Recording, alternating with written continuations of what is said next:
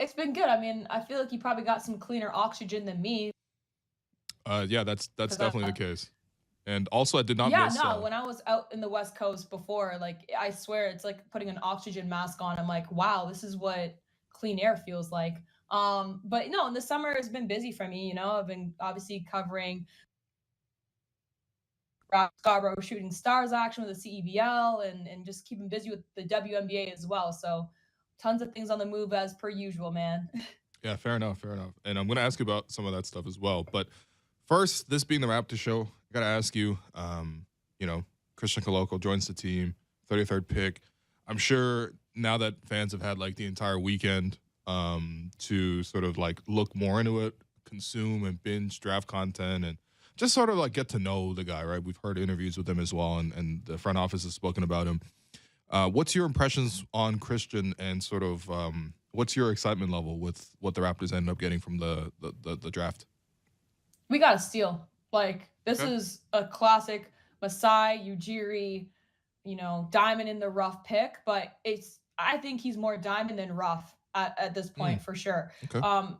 Originally, when I heard the name, I was like, okay, how much? Um, Coming from Cameroon, as like same as Pascal, but as I was doing more research and more digging on him, he's a lot more polished than a second round pick. Mm, I think he definitely could have been a first round pick, where he just got lucky in the fact that we got him in the second round. Because first of all, he's 7'1" yep. and he's athletic. Like, he's built similarly to Pascal Siakam, but taller, and that alone is something that you can work with. And people are saying, "Oh, he's an older draft pick," which also, by the way, that I don't know about you, Will, but that gets me every single time because at 22-year-old, you're already calling them like older. I get it that guys are 18, 19, but they still take years to develop into their bodies. At Yep. least with a 22-year-old, you're getting a guy that's a little bit more physically mature. Hmm. So that is a plus for me, at least. And also, just there's also other things to be said about mental maturity and emotional maturity, outside of the game as well, that does play a factor and impact what you see on the court. But having talked to Nick Nurse the night of the draft, I did ask him. I was like, so where do you have the patience to seek out his development still, but also understand that he could be a player that makes immediate impact some time in the 905. But as of right now, like, summer league is really going to be the telling factor as to where he is in development. Yeah, I'm actually really excited to watch the Raptors in summer league. I think obviously getting the first look at Christian, probably getting the first look at Ron Harper Jr. and even some of the guys last season who didn't get the most playing time. Honestly, I wouldn't be surprised if Delano was at summer league. I wouldn't be surprised if Justin was at summer league. Armani Brooks. Honestly, if Malachi is at summer league, I don't think anyone would be opposed to it. I think he needs all the reps that he can get, and it should be a pretty good squad once again. But yeah, going back to Christian, like I totally agree with you. It was funny because heading into the draft, and look, the Raptors can be unpredictable sometimes, but also when you look at the scope of what this front office has done in the draft, and I remember doing a whole episode with Blake about this and trying to look for like what are some common things that the Raptors end up looking for in the draft. Number one, they always look for the giant wingspan guy, which I think in this case, 7'4", 7'5" wingspan, like that I think that checks that box. The other part too was just like the Raptors have not been shy to draft older players who have had a couple years in college. I think number one, it helps you get a better sense of what you're getting because you've Yep. actually seen a body of work there. And I think in the case of Christian, like he was named most improved player last year, and you've also just see like growth in his game. Period. And look, I think the only thing that I think the only thing that people might question a little bit is sort of like how raw is he, and I think that's probably the question that's always been attached to him, even going back to like high school and stuff like that. But when you and, as a fellow dominant big, what are some of the what are some what are some of the things you're seeing in his like scoring skill set that look, I think defensively it's pretty certain that he will be able to play as soon as he figures out the schemes and the timing and the speed of the game and maybe even adds a little bit of strength. I think he'll be good. Offensively, that's probably where his ceiling is going to be determined. So, what are you seeing from his game offensively? Well, first of all, you heard it here first on the Raptors show. I was a dominant big man. I appreciate you, Will, but one thing that really stood out to me, and I'll get to offensive in just a second, Mhm. was when I went through the Arizona Wildcats roster, the roster that he specifically has, drafted from this past year. I looked at the names. Obviously, we have Ben Matherin, who's the Canadian that got drafted at number 6. But then they have Dalen Terry, who got drafted at number 13 in the first round. And then Christian comes in at number 33. But then there's another notable name on that roster, Pele Larson, who was the Pac-12 Six-Man of the Year. And now, aside from Koloko, all of those guys were guards, and they're all scoring the ball. Like the minimum, like was the Pele, who was scoring about 7 points per game, Mhm. and then the rest was like around the 13 points per game, 17 points per game. So that if you really think from like a scoring opportunity spot too, it's not that Koloko was not an offensive threat. It was probably that his his NCAA teammates, his Arizona Wildcat teammates were NBA draft picks. And Yeah. so, of course, it's like playing with Russell Westbrook on your team. Who's going to score the ball? Like your Yeah. center or the guards. Like, and you have 2 guards in the first round. Mhm. Good luck. That's literally like having Dame Lillard and CJ McCollum on your team. So you're not going to see as much touches on the offensive end. And so that's why I think we see some skewed offensive numbers. And that's not to say that he can't play. And also the other thing that really stood out, of course, was the fact that he was 0 for 3 from the 3. And so, but that just tells you he did not take any threes. And where have we seen that story before? Mhm. Precious with Miami. So I think for Koloko, it's going to be a matter of opportunity. And I think we're actually going to be seeing what he can bring offensively. So I don't think this is, I think he's raw or really like fresh or new. I think it's what happens if he's just given the opportunity. So I'm actually kind of excited to see, because I think like the style of play that the Raptors have, like one, we could really use that guy, that centerpiece on our offensive end that will, help Pascal Siakam in a pick and roll situation, be the dish out. And when you have a 7'5" wingspan, as you mentioned, you are just lobbing the basketball up in the air and he's going to grab it. So there's not Right. many big men in the NBA that can stop that from happening, especially on a switch or the way that they're defending them with the switchability. Because if Koloko's not going to get that on the pick and roll, then guess what? OG's wide open for the kick, and OG ain't going nowhere. FYI. Will. Yeah, no, there was discussion, which honestly, in thinking back to it, I was a little bit thankful that that report came out, if only because as a content maker and someone who does the daily show, I'm like, look, if more news comes out, there is more to talk about. Ultimately, like, as with like probably 80% of trade rumors, nothing really comes out of it, and that's kind of what happened there with OG. But I think you're absolutely right. Like that element of vertical spacing. I think people always think about spacing, obviously, in terms of like the shooting and someone who's a really good shooter, you got to stay close to them, which leaves more room in the paint, so like that. But there's also the idea of vertical spacing, which is when you have a guy who can be a lob threat. Um, yeah, that's something that I don't think the Raptors really had that much of this season. I think to that point, I mean, do you think he needs to get a little bit stronger? I think that was one of the in doing a lot of research on Christian, that was something that his former coach Sean Miller at Arizona, who got let go and then was replaced by Tommy Lloyd, who actually got the best out of Christian this past season. But Sean Miller, who when he was coaching Christian, he talked about how during the pandemic and the peak of the pandemic in 2020. One of the guys who was affected the most was Christian, who he thought needed to come into the gym and really continue to bulk up and add some strength. And I think he was like 170 pounds in 2017 or something like that. So like he was still a very, very skinny guy. And he talked about how because of the pandemic and sort of the facilities being shut down, that really, really limited his ability to add strength and bulk up. And, I think what Miller said at that time was he thought Christian could have come back in his freshman season or even between freshman and sophomore at 240 pounds, and he came in about 215. Hmm. So, I think this has been a point of emphasis for him. I think he's up to 230 now as well. But do you feel like there is more of a need for him to continue to bulk up and or at least Um, add strength to his game? I mean, you can say that with almost any player, though. Like, especially coming Okay. out of college, I think we're just spoilt with Scotty Barnes, because Scotty Barnes Yeah, he literally was. had an NBA body ready, like to go, which is an anomaly Yeah. in this league, especially for how young Scotty is at 20. Obviously, Koloko is the same age as Delano, I think, or if not, Delano might be a year older, turning 23 this year. But they have a very similar build, and you could say the same thing. Like, yeah, Delano could get stronger, Chris Boucher could get stronger. Like, but that also kind of goes back to the mold that the Raptors kind of look for, right? Like, they're not looking for a Zion Williams by no stretch of the imagination. Not many teams are.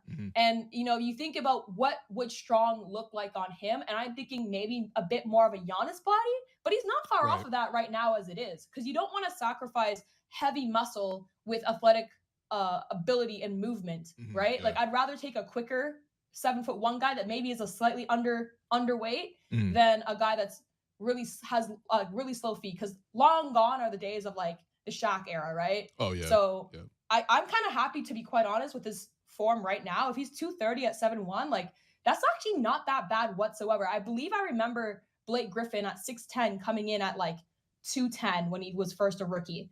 So like that just feels like it's on par. If not, he might even be a little bit ahead of the curve in terms of strength. So, but yeah, like, when you go against guys like Joel Embiid, a bit more weight definitely helps. But there's also not a whole lot of Joel Embiids in the league. Yeah. Like, there's, you could probably like kind of almost like think about, okay, Joel Embiid, maybe Jokic, but you're not going to see Jokic every single game. There's not even in the same conference. So it's like what, and then also you want to like play to your own game. You don't want to play necessarily to just match up with certain guys in the league. You want to have certain guys in the league match up with you. And so if they can't keep up, because, Koloko is going to be a big that runs the floor well, which so far I have seen, as well as the fact that he could, get up when he does get the offensive opportunity, he's slamming that thing down because he has some hops. And it's interesting because normally guys who are 7'1" don't necessarily need the biggest vertical in the world. And I'm not saying that he has a crazy vertical, but he definitely has some athleticism that definitely plays into his favor. So I wouldn't want to see him too bulked up anyway. I don't know about you.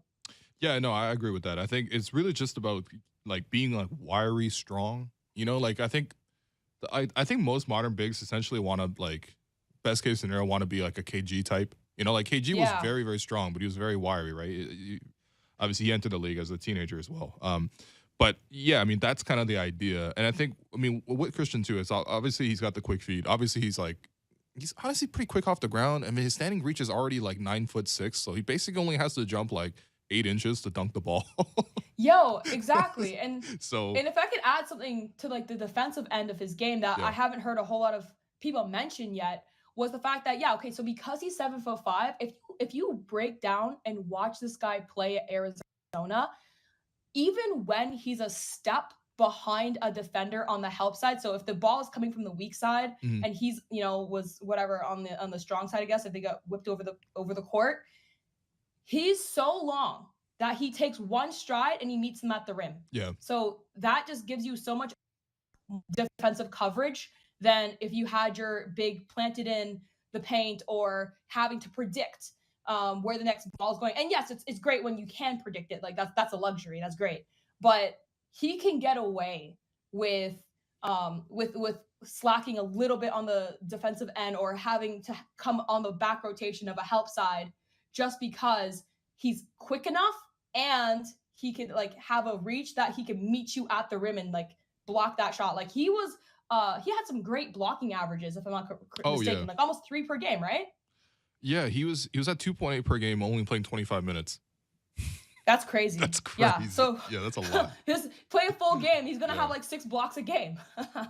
Yeah, I mean, I think, especially like the way today's games bigs play, I think it's you want that rim runner who's athletic, bouncy, and stuff like that. I think the thing with like I think traditional like bulking up and stuff like that doesn't really happen that much anymore. I think the last time, honestly, I remember it like being prominent was, I think the Raptors had JV, and after the first year they were like, we need JV to bulk up, and then he like came back like gigantic, and it gave him real advantages in the post. Like he got to like all the positions he wanted to, got fouled a lot, was able to finish through contact, which was great. But also at the same time, like if anyone remembers rookie JV from like 2012, 2013, he was so bouncy and like so quick and athletic, and now it's like he's much more of like a just a hulking dude, low to the ground, but obviously has great scoring touch. I don't think that's like a path for Christian to take. I think obviously that might have been a mistake overall. But in Christian's case, if you really go looking for it, there's footage of him throwing down a 360 in warmups, which I mean, like I'm sure a lot of 21 22-year-olds can do a 360, but seeing a 7'1" guy doing a 360 dunk in any context is kind of like just absurd. So Yeah, right. I'm pretty But excited. And yeah, what were you gonna say? oh no, I was gonna say back to your JV point. Like I totally agree with the fact that like I think the way that Toronto used JV here and the way that they had him bulk up did not do any favors to his game. It did favors to other teams who use a big guy like that. Obviously, we're seeing with him with the Pelicans Hmm. looking great. But when he was with Toronto, they didn't use him enough on the offensive end to make a difference. And then he was also a step too slow. That was his biggest criticism. He was Yeah. always a step too slow on the defensive end to be that effective against other guys. He was great against Embiid, but other players in the league, he was too slow. Yeah, and again, like you just don't see that style player anymore.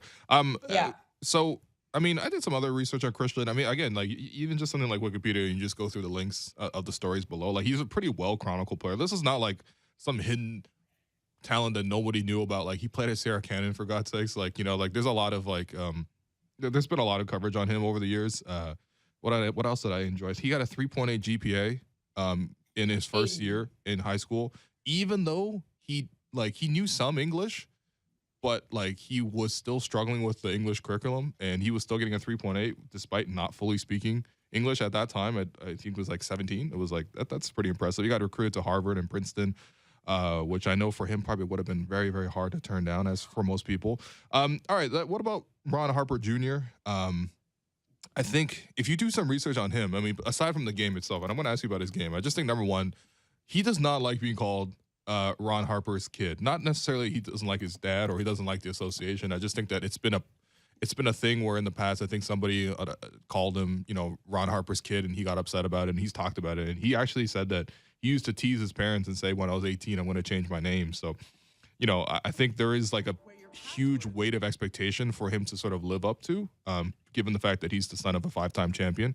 But Mhm. yeah, what have you seen from Ron Harper Jr., who obviously joined the Raptors as an undrafted free agent, signed to a 2-way deal? Um, I'm so conflicted with this one actually, believe it or not. Like, yeah, I Okay. could go on to be like, great, potential there, given the fact that his dad is who his dad is, and as much as he doesn't want to, own that, Gary Payton the second's dad was also Gary Payton, and so you Yeah. can't diminish the fact that when you have a dad that played in the NBA that knows how to get to that level and knows what it takes, like that plays a huge factor in their basketball IQ from being raised like that. Hmm. So that stands out to me. I think that's immediately what you're going to be getting. Like just off the bat, you're going to get a guy that has seen the game, has been around the game his entire life. So it's going to be interesting to see that translate to the NBA level instead of the yours. Outside of that, like, yeah, he got hops. Like, he's athletic. To be quite honest, like, I haven't seen anything of like, wow, this guy is just going to be a dominant player. Like, I think he's smart. Hmm. I'm very curious to see how his game's going to translate. Um, is this the right team for him? Is the first thing I ask, because he's coming on a two-way contract. Right. And we talked about this many times throughout the course of the season about how, in one sense, like there's almost not enough minutes for our bench to develop as it is right now. But then you add another free agent to this mix that could probably find minutes on a NBA team somewhere else. I'm a bit conflicted because I'm like, I don't know if the Raptors can accommodate a player like him in this. Like, how tall is he? He's 6'4", 6'5". He's not super tall. Yeah, he's like a 6'5" range. I've seen him listed at 6'6". By the way, I've seen him listed at 6'6", 245 pounds, which would make him, even though he's half a foot shorter than Christian Koloko, he's 15 pounds heavier, which is Well, he is thicker. Like you watch him play. Like yeah, he's but a I fair think bit like he's not Kyle Lowry thick, okay? But okay. like he's a bit thicker and in a more like way, which makes it intriguing for him to watch. I think he passes the ball well, but he passes it into pockets rather than like, maybe setting up plays as much. Like it's almost Yeah. like transition. I'm seeing a lot of transition in his game. Yeah, it's interesting because he kind of does a little bit of everything. But I was also like reading some articles where he gave some interviews, and he talked about like a comparison to Robert Covington, and essentially being like, I know I'm going to be a 3-and-D guy if it's sort of his path. Even though I don't think he was a 3-and-D guy at Rutgers, it seemed like at least based on a lot of the highlights that you're watching and stuff like that. Which, by the way, go watch his game against Purdue on the number 1 overall seed. I think they won on a buzzer beater at the very end by him, which was really cool. But yeah, like he is a guy who kind of did a lot of things for that program, which is not a surprise. He did play there a while, but like, yeah, I think he understands that he would need to be a 3-and-D guy. I think the most important thing for him is like the 3-point shot seemed to look like it was really coming around last season, and I think that's probably what he's probably going to spend a lot of time with the 905, just as most two-way guys do. Yeah, that's what I'm predicting, and that's what I'm trying to get at, I guess, is the fact that I think we're going to see a lot of him in the 905, and depending on how he develops with the 905 and what he brings, that's when it's going to be decided of how much we're going to really see him as a Raptor. Otherwise, I think he might have a more immediate impact on another NBA franchise somewhere as a backup point guard. Even in his rookie year here coming up, obviously, like he might not even be a backup. He might be somewhere in the third line, but that's not a bad thing for him per se. It's about getting into the league and finding your stride and seeing where you can kind of specialize in. I think the problem with being a guy that does a little bit of everything is that you're not making your name on one thing. Like we think about even Delano Banton. Delano, long, great ball handling, great court vision for what he brings. I think he has great court vision. And I could give you definitive answers on that. Scotty Barnes, where do we start? But then like with him, it's like, okay, like passing's good. Transition's good. He's obviously the son of somebody very notable, so basketball IQ should be pretty high up there. Yep. But his mom played too, by the way. What's the tangible skill that's going to make you stand out above the rest? Right. No, I get it. That's true. And I think that's the hard thing with the maybe that's probably one of the reasons he ended up going undrafted is sort of just like teams are not necessarily able to see the role specificity based on like the skill set. Even like a guy like Christian, even though he went in the second round, it's like, okay, I know exactly what he's going. Which, by the way, like, why did he go in the second round? Not to change the conversation again, but it's like, trust me, he's clearly an NBA player. Like, I just at minimum, like, he's a guy who's going to come off the bench and block shots for you. Like, there's already like a very defined skill set, and if some of the upside stuff with his offense hits, then it's very clear he's an NBA player. So why is he going in the second round? You're not telling. There's no way all 30 players in the first round are all going to be like actual NBA rotation players, or even just NBA players. Period. So I'm a little confused by that. He's going to be that story that, can you believe this guy was drafted in the second round? Yeah. And like, I was going to ask, like, let me ask you, where would you have drafted him in the first round? I don't know. It seemed like, okay, so it seemed like this year there was a very clear, like, wings are more valuable than anyone else. If you are a center, or strictly a center, or if you're strictly a point guard, you're basically not going to go in the first round. There's like a couple centers that really work. Which is weird, eh? Yeah, and I just sort of like, I get it. I know, I understand how important wings are. I understand, like, the Raptors even understand that, which, by the way, the Raptors kind of already were, like, not ahead. They were ahead of the curve. Like, last year, for example, they acquired all these wings, and now you're seeing the value of how valuable wings are, right? You've seen, like, the desperation and the degree to which Portland wanted a guy like OG on their team. So this year, it felt like everyone was just going to take wings no matter what. And I think that's probably the main reason he goes to the second round, is because I think most teams had that in mind. But I think for me, in terms of thinking about him, it's like, again, I'm not a draft expert whatsoever. I barely watch college sports.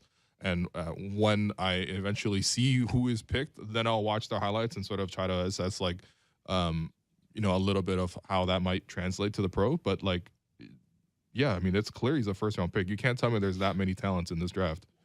I feel like he should have gone in the 20s. I feel like he should have gone somewhere in at least according to Bobby, to mid 20s. Yeah, that he said he had him in the 20 to 25 range, which there you go, is very, very good value. Absolutely, and I think we're entering a weird era of basketball right now. Will, like, this is the rant coming. Are we drafting the best players, or are we drafting the players that fit the style of basketball right now? Like, that is because arguably the best players could fit any style, but on top of that, the best players can also shape your team around them and change the style itself, right? Because it's hard to guard best players. And not to mention, you look at Sharp's example. He never played a minute at Kentucky, and the mystery of him sold him enough to be the 7th pick in the NBA draft. And we love a Canadian. This is not any bashfulness on a Canadian, but like, it's pretty crazy that we're entering almost like back into the era of like high school picks, like where they don't have to develop, and like the younger the better. And like, I feel like we're entering a different era of how we view NBA drafting. And that's why I do appreciate the way that the Raptors draft, because they don't draft based on hype. They draft based on what they see for themselves. Yeah, absolutely. And I think, especially with the time of the draft, it's like probably the most time anyone spends on thinking about upside, because once you're in the league a couple of years, it's really just about like function, right? Like, can you Yeah. function within this scheme on this team based on what they want to do, based on their personnel, whatever, right? But at the time of the draft, it's so much about potential. And like everyone is, even if you're picking in the 20s and late teens, of that, you still feel like people are trying to take these like wild home run swings sometimes. And I get it. Like the upside of having a star wing is tremendous, and it's probably the most valuable thing to have in the NBA nowadays, based on how most teams play.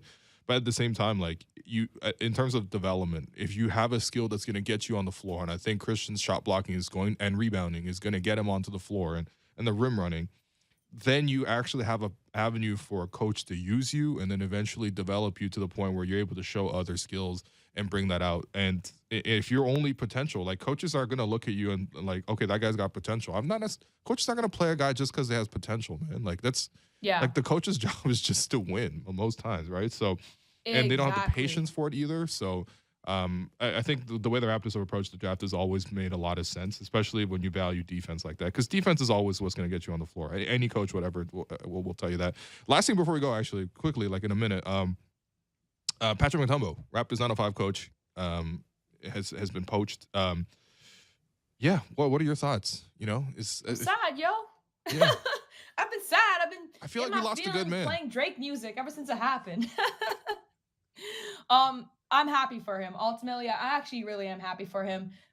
He's being an assistant coach with the Phoenix Suns now. Good for him. And sometimes, even though he was an assistant coach with the Toronto Raptors, Hmm. and it might feel like a lateral step, it could be definitely a step up, because we don't know exactly what that assistant coaching role is. It might be a Right. lot more responsibility. It might be a focus on an area that he wants to do a little bit more than what he was doing with the Toronto Raptors organization. And also, I feel like he hit the ceiling with the 905 and the Raptors organization, because obviously, like, Nick Nurse isn't going anywhere, to my knowledge, at least. I'm No. not trying to start no rumors, but he's not going anywhere. And then, like their bench is pretty well like solidified with who their assistant coaches are. And he was the number one coach 2 years in a row in Hmm. with the NBA G League in the regular season. And yeah, okay, you didn't get the job done in the playoffs, but that's because you're missing your star player, because he was on a 10-day contract. So you're doing your job a little bit too well, because you're developing players and they're getting called up Right. when it matters, happens to be. So you're not going to win the playoffs, but that's okay. And so the Phoenix Suns, they clearly see that in him. And if the opportunity for growth is, like, hey, you could be the first lead assistant, or you could be potentially a head coach in the future for the Suns, then that's where you go. That's where you go. Yeah, no, he's going to a good program, a really great coach, and yeah, best of luck. Well, I wonder who's going to be the next coach, but honestly, whoever that has to be a very coveted spot. Who the Raptors Yeah. ultimately replace Patrick Mutombo with, head coach of the 905, because that is a spot that has been a launching pad for a few careers now. It's like 3 in a row now where people have gotten big promotions out of that. So, congrats to Coach, and best of luck. All right, Sav, appreciate your help. You know, I hope you get some time off eventually in the summertime. Enjoyed summer in Toronto. You know, it's, it's very I blessed. appreciate you, man. If I get some time off, just bet that I will not be in Toronto. Okay, fair enough. Fair enough. All right, Sav, appreciate you. All right, that's the good spot for us to take a break. I'm your host, Wim Lu. You've been listening to the Raptors Show on Sportsnet 590 The Fan. When we come back, we're going to talk about more of the Toronto Raptors, because that's all we do here.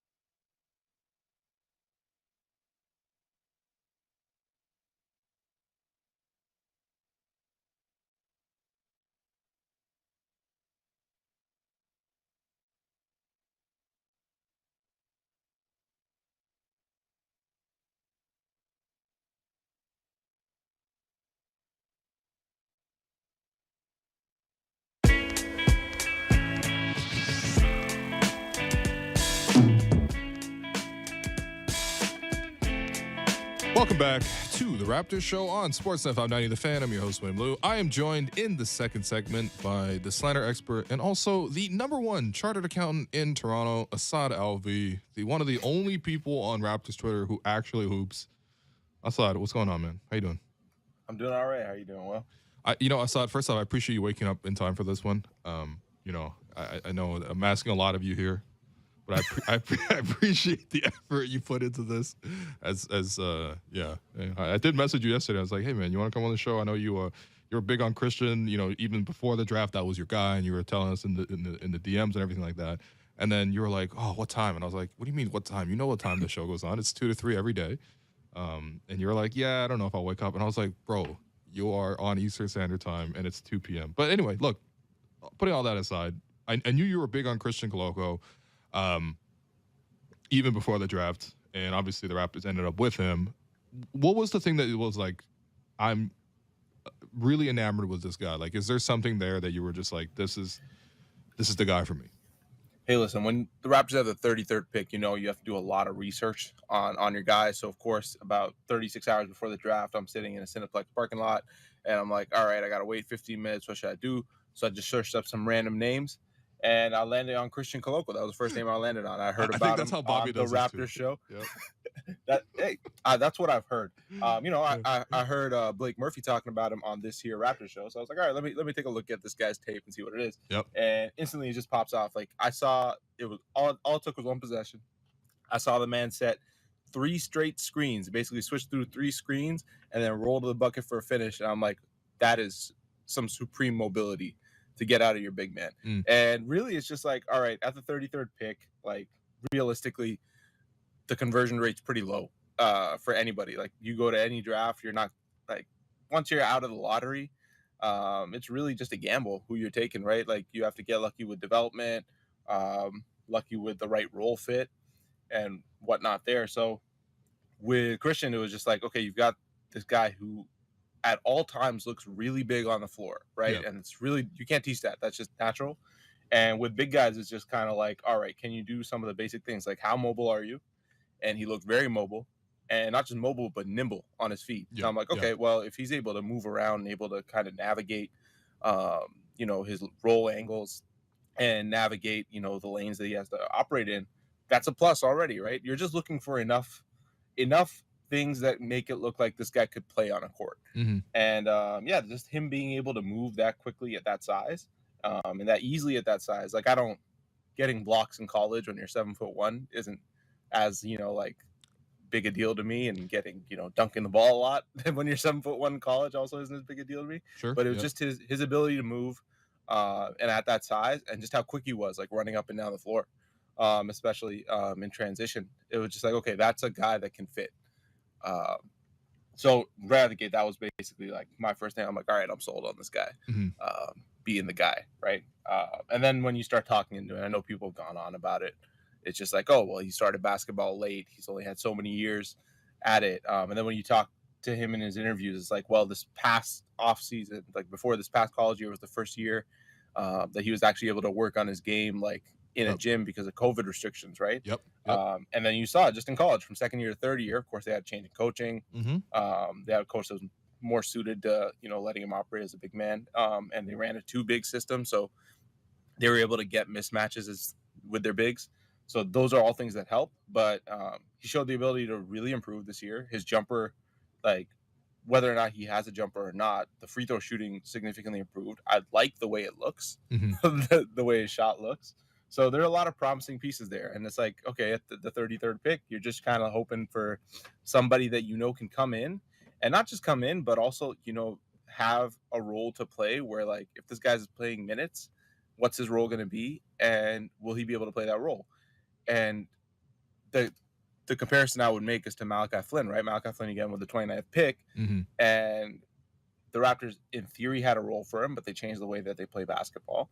Yes. And now you suddenly don't have a role for, a small guard who likes to run a lot of pick and roll, because the Raptors did not have a roller for him, and they don't run a lot of pick and roll, right? Yep. So now Malachi Flynn, who's like elite skills when coming in the league, or being a pick and roll guard, now he's having to change who he is to be able to get minutes on the floor and be able to be successful in those little minutes on the floor.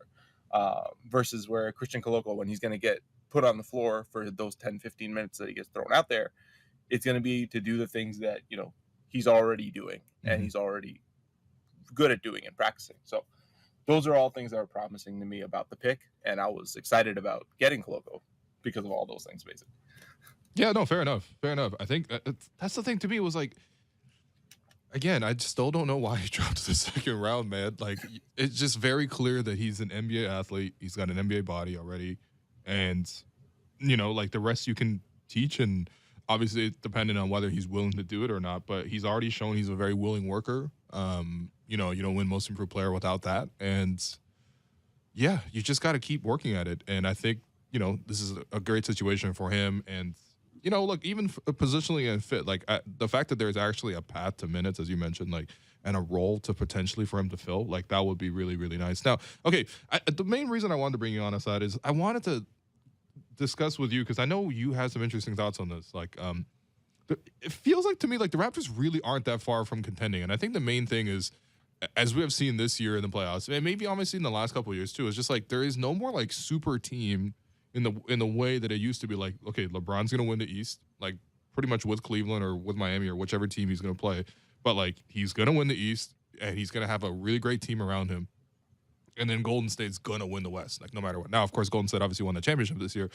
so maybe that still is the case, and maybe they're still the dominant team out there. But to me, it doesn't feel like there is. Like the championship is like unattainable. I remember even reading reports in like 2017, 2018, like the peak of those KD on the Warrior years. People were saying like, well, front office, don't want to compete this year, or they want to delay competing 2 or 3 years down the lines because, they just know they won't win the championship this year. Like, I don't think there probably is like 15 teams in the NBA that are not operating with that sort of mindset right now.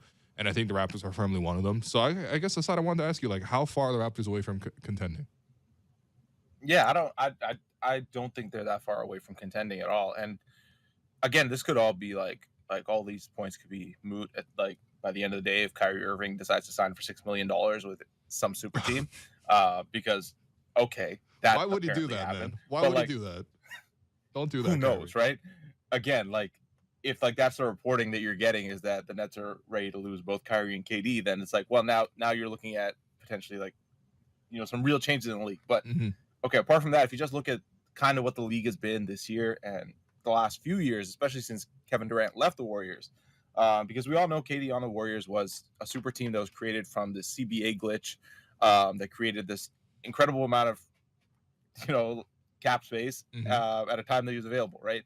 But since he's left, and since Kawhi left Toronto, to be honest as well, it created this kind of vacuum in the league where there is no super team and there's no way to create a super team just because of how restricted the cap is and how the teams are built. So you have a lot of parity around the league, and not just a lot of parity, but when you look at the top teams in the league, and I like focusing on the East specifically because that's Toronto's path to contention. Yep. But the top teams in the East, it's the same culprits every year, right? You have Boston, you have Miami, you have Milwaukee, you have Philadelphia, and then Toronto. Those are the 5 franchises that have always been at the top of this conference for the last 4 or 5 years, and are going to continue to be because they're all, we can make jokes about all of them, but they're all competently run in terms of being competitive, right?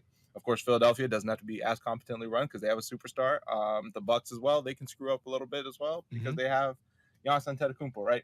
But all these teams, when you look at their rosters, and I feel like there's a lot of negativity when the people look at the Raptors rosters, like, oh, we don't have that number one guy. But I would argue that we do have a number one guy. Pascal Siakam was incredible this past season, and again, if he continues playing like he did last season, especially near the end of last season, he's a bona fide number one guy in this league. And it's just people don't like crowning anybody until they do something. So we'll just have to wait and see for that. But he's been great. He's been awesome. He's an awesome number one dude. He's an awesome offensive engine to build your team around. But for every one of these other teams I mentioned, when you look at them, they're all built the same. Especially 3 of them, the Bucks, the Heat, the Celtics. They all play switch heavy defenses. The Bucks they'll throw in some drop as well because they have Brook Lopez, but they all end up going to these switch heavy defenses in the playoffs. They work by relying on their defense to create turnovers and create stops, and then they kind of just make it work on offense as best as they can. Yeah. None of these teams are top tier offensive teams. And come playoff time, that's what works is you have 5 or 6 guys that you can trust to go out there and defend everybody. And I mean everybody. Yep. And if you get lucky enough with the health and you get lucky enough with the matchups, you're in the finals, right? That's Boston. All three of those teams hit the finals. The Yep. Raptors being the fourth team. Like, I asked 4 teams to hit the finals are those 4 teams. And in each of their cases, you can make a case like, if you wanted to be negative about it, you can make a case saying, oh, they got lucky to be there, right? They got this health or this health. But that's just how the playoffs work every year. And I think that's kind of where the Raptors are. They're very close. They've got 6 guys, but none of these teams have much depth. And it's really going to come down to which team has the best depth to survive in the playoffs. Mm-hmm. Yeah. And the Raptors are like right there. I think we saw last year. Last year's Raptors won 48 games, but it was like 2 different seasons, right? At the beginning of the season, you had the Fred VanVleet, OG Anunoby, and Scotty Barnes learning how to play basketball, and Precious Achiuwa learning how to play basketball for the first time, like in a Raptors uniform. Just scrounging out wins. And the second half of the season, you had Pascal Siakam returning to form while the rest of the guys kind of got injured. And they cobbled together this 48-win season. There's no question that if you have healthy Fred and healthy Pascal actually getting a chance to play with each other with the seasons that they were having when they were healthy last year, there is a lot of upside there. If you see just baseline improvement with Scotty Barnes, with Precious Achiuwa, where they're playing more consistently game to game, right? If you can trust Precious Achiuwa to have a good game 4 out of 5 games, if you can, get Scotty Barnes to just keep getting better, like the Scotty Barnes you got in the second half of the season was incredible. Just that guy for a whole season is a big boon to your system, right? And then you just get, good health where, instead of losing 2 or 3 guys out of your starting lineup for long stretches, you're only missing 1. The Raptors suddenly have like a 6-7 man group that they can rely on for the majority of the season. So there's no reason why this team can't be competitive next year. And especially with just some depth improvements to kind of shore some stuff up and, just internal growth, why this team can't be making the same type of finals run that the Celtics made this year, for this year or next year.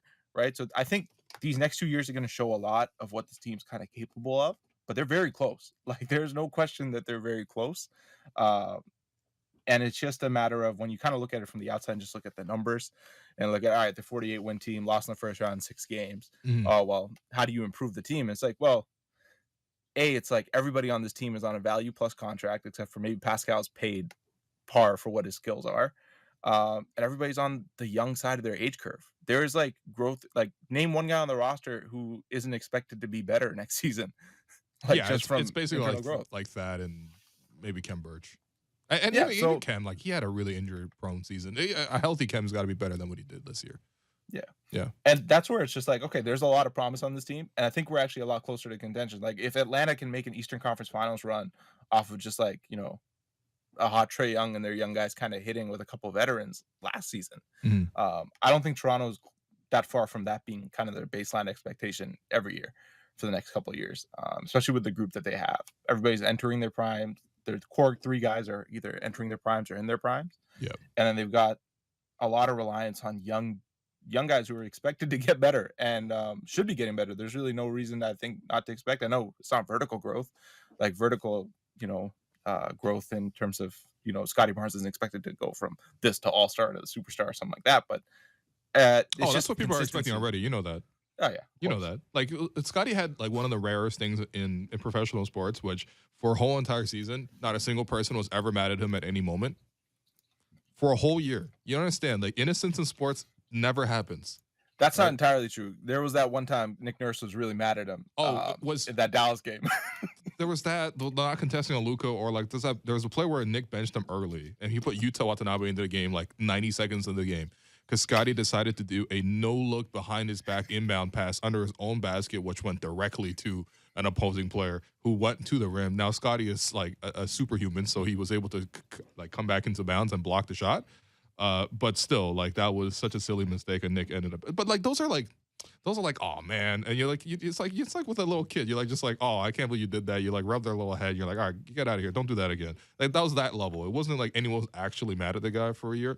Now that there'll be real expectations because of everything he's done. Then you will probably start to see like actual sort of critiques even of his game going forward. But in any case, my only pushback on that is in terms of just like, I think I'm in agreement with you when you look at the landscape of the league, and we'll see where KD goes if he ultimately goes. If he goes somewhere, then we have to really evaluate, because we know KD could form a super team somewhere. But ultimately, if the landscape of the league is similar to right now, there isn't that like dominant team. You look at the last 4 championships won, right? The last 4 sets of finals. There's been 7 teams that have been represented in those 4 finals, right? And the only one that's repeated twice is Golden State.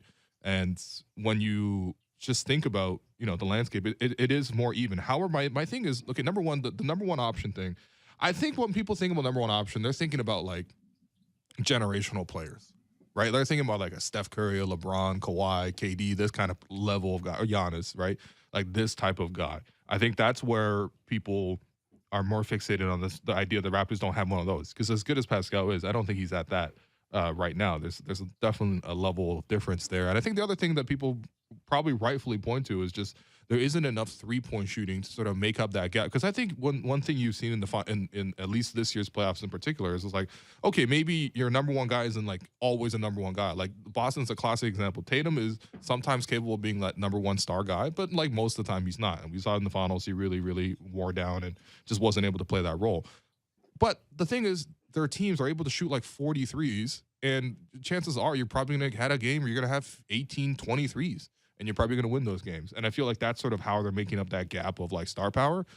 And for me, I can't ever envision the Raptors shooting like 45 threes in a playoff series and not going well because they don't have enough 3-point shooting. So is that something you see like the improvements coming in, or is that a personnel thing? Like where does that come in? Well, I think that's just like you have like the one thing that we remember, like anytime like when Ken Birch first came here, like one of the things that he was told is, well, you're a Raptor now, you have to shoot threes. There is no part of the Raptors development which isn't getting these guys to shoot threes. Like Scotty Barnes becoming a average 3-point shooter on catch and shoots is like a requirement in his development. Like he needs to be able to do that just to like, make sure the offense works. Like that should be the expectation. And I think the ability is there. Like he has good form. He's shown the ability to hit a 3, and like with consistency, it should get better. The same with Precious Achiuwa. Precious Achiuwa showed great growth, and once he started becoming, a legitimate catch and shoot 3-point threat, suddenly the offense started looking a little bit better, right? So when you look at Pascal Siakam, I would personally, for me, I'm optimistic about it because we've seen Pascal hit threes at a high clip, and do it in both pull up and catch and shoot variety in that 2020 season. So there's no reason for me to think he doesn't have the ability to do that. He has not had an off season since then to actually work on, his game where he was healthy since. So, that's what I'm optimistic for going into next season. And that's something that from the exit interviews we heard as well, Pascal's focusing on his 3-point shooting. I know we talked about, DeMar every season's always focusing on his 3-point shooting. A little bit different because I don't think we ever saw DeMar do that in the NBA. We've actually seen that from Pascal. So I'm a little bit more optimistic there. But realistically, your high volume 3-point shooters are still going to be Fred, Gary, and OG. The hope is that as you bring Scotty and Pascal more on ball, you have more catch and shoot, like average catch and shoot threats around them, which again, Boston, not a good 3-point shooting team. They had a lot of average 3-point shooters and they made it to the finals. They made a finals run off that, right? Yeah. But again, one of the adjustments I think would be leveraging Fred VanVleet more off ball. Like we saw in the second half of the season. And again, the Raptors were missing guys. OG Anunoby was injured for a large part of that as well. But when the Raptors were healthy, you saw Fred come off ball, Pascal becoming the main on-ball guy, and Fred's launching 10 to 12 threes off ball at like a 40% clip, being basically just used as like this mobile moving sniper off ball. But that's, I think, where the 3-point shooting is going to come from, is that you're going to need to at least see from your forward core average catch and shoot 3-point shooting, which again, some might be pessimistic about that. I'm a bit optimistic. I think that you can get where you can trust the core guys to be able to hit threes. Yeah, no, I think that's where they get there. That's ultimately what's going to happen is that internal development. So I hope the development coaches are very, very busy rebounding at this very moment as we speak, a few kilometers away at OVO. So Asad, thank you for joining me on the show. That does it for us today. I'm your host, William Liu, and you've been listening to The Raptors Show on Sportsnet 590 The Fan. Make sure you find The Raptors Show wherever you listen to podcasts and subscribe, and please rate and review our show. As a reminder, we're streaming live on Sportsnet's YouTube channel and airing live on Sportsnet 360 Monday to Friday from 2 to 3 p.m. Alex, get well soon. Thank you to producer Derek Brandeo and Jennifer Rolnick for helping us with the YouTube stream, and I'll be back here tomorrow.